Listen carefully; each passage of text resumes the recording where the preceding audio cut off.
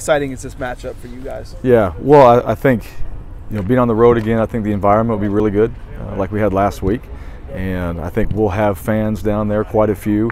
That's a big area for us in recruiting. We got quite a few guys, Southern California, so we're going to have quite a few people there with us. And as far as the game goes, you get a chance to. We played San Diego State a couple years ago. We don't get a chance to play them every single year. We had a great battle last time we played, and this is one where these guys have won a championship the last 2 years. That's hard to do. We've been a part of that in the past, and when you get a chance to go out there and play a team like that, our guys are excited about it. So we've been in that venue before. A lot of these guys played. Quite a few of them played in the Poinsettia Bowl when we were there, and this is an opportunity for us to go back down there and play a really good football team after playing last week and getting better, coming off the bye week and doing some things that we felt good about in the BYU game. I know you got to kind of train the guys every week's the same, 1-0. Every week's our Super Bowl rivalry game, whatever. But is there a sense when with the anticipation for this game that there's a little more to this one? Well, I think there's more to it because it's that next game, and where we are right now as a team. You come back from the bye, you play against BYU, you're into conference play now. That's really, the New Mexico game kind of gets thrown in there early, but you're really in that non-conference schedule. Now you're into this conference schedule all the way through. I think that in itself just changes the mindset. These are teams that you're playing against for the most part year after year, or you watch every single year, common opponents. And you want to go out there and play well. And this is the team that we're playing. They won a championship, last year. These are the reigning champions. So this is an opportunity to go in there and see where we've grown after the BYU game. What have we gotten better at? And then go play against a really good football team that's got, in all three phases, in my opinion, they've executed well and they got great players. You guys were kind of ahead of the trend, but with Peterson in Washington, or even Urban Meyer talking about the late kickoffs, it's become such a hot topic. Yeah. How do you notice it with your players and stuff when you play late? Does it take a day or two to recover? How do you notice the effect on the players? Yeah, well, I know that conversation that kind of got taken. It's been used for the last week or so, or how long it was, quite a bit. But we come back from this game. We get back about 5 in the morning. You're not going to be able to fly out of San Diego. You're going to fly out of Ontario, so it's a couple-hour drive, and you're going to get back around 5. What it does, it changes your schedule the next day. So your Sunday, you want to stay on a routine where you come back and lift at 2:30 in the afternoon, have a team meeting at 3:45. Well, your coaches still have to watch film. They still got to go back and plan and prep for that night's practice. Your players have to come in and be ready to work out. So there's going to be some changes from that standpoint, just because of the the late game and when you get back. But we've had some games this year. We've had some earlier games. We appreciate that. That's something that we have worked for and have talked about. And this is a game that it is what it is when you travel, and you got to come back and turn around, and that's part of it. Everybody knows the schedule prior to playing, and that's just part of it right now. Making the move from guard to center like Garrett did, how difficult is that? The biggest difficulty is snapping.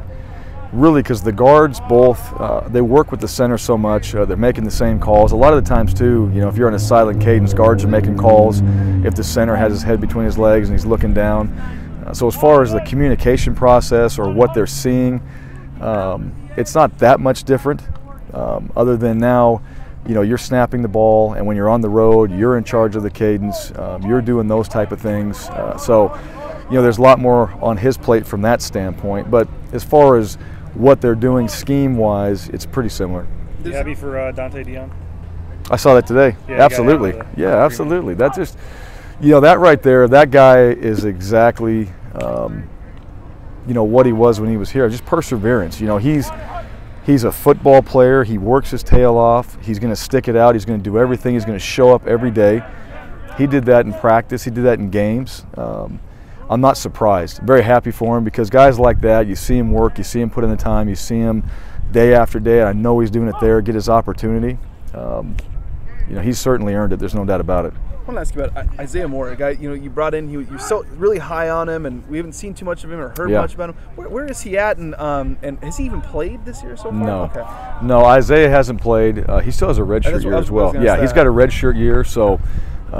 He's been traveling with us. He's ready to play. He's gotten reps. and he's done a good job. It just takes a little bit of time. You got some guys that have been here that I think are playing pretty well.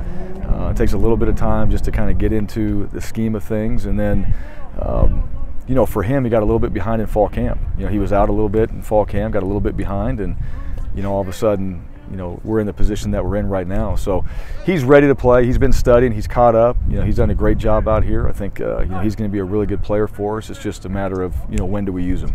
And then I want to see about Gabe Perez. He's said he's got 10 brothers and sisters who are a lot of them going to be at this game and stuff. What does he mean to you guys? Just just his leadership, whatever you want to say. What does he mean to this team? Well, Gabe's a guy. You talk about overcoming with the shoulder surgeries and.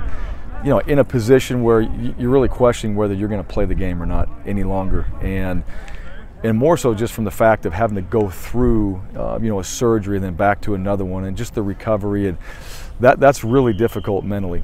And Gabe's a guy that, one, he's a very good football player, extremely bright, and for him there was some doubt probably early on, and then there was no question that he wants to be out here with his teammates. And what he's done with that, he's made a huge difference, with the other injured guys. He's a guy that goes over there, every guy on the bike, every guy that's sitting out of practice, he's probably the first one over there encouraging those guys. Anybody that had a surgery, he's the first one to tell them, hey, you'll be able to come back from it. So he's taken it upon himself to be a leader in that area because it's football and guys get injured, and really being the guy everybody looks to. So every single injured guy we've had has talked about Gabe and just him being inspiring, or him saying a few things here and there just to keep those guys motivated. On the road this year, are you guys doing walkthroughs at the opposing stadium like the night before? Or? We haven't done that. We haven't done that since I've been back here. And the reason being, I like doing that. Sometimes just the travel, the schedule, it's difficult to get there. So what we do now, we try to do everything here before we leave. So when we travel, we show up. We have our meetings, we have dinner, we may have a movie that night or something planned for the guys, but we just don't have a chance to go to the stadium consistently, so we just stopped doing that. Very few guys have probably been to this stadium on Saturday. Yeah, I mean, there's a few guys that have been there. They've seen it. They've guys from California, they've been there, whether they're in the stands or have been around it, so I don't think they're that unfamiliar with it. Even the late home games, does that affect your schedule the next day? I mean, you were talking about like when you travel back. Does it? It's still late. Yeah, it's still late. I mean, it's still, you're getting out of here at a certain time, and you got to come back and you try to stay on schedule the next day. So it really depends. If the game goes longer or there's an adjustment in there somewhere for whatever reason, we might push that Sunday back a little bit. It doesn't throw us completely off schedule. It just pushes us back some.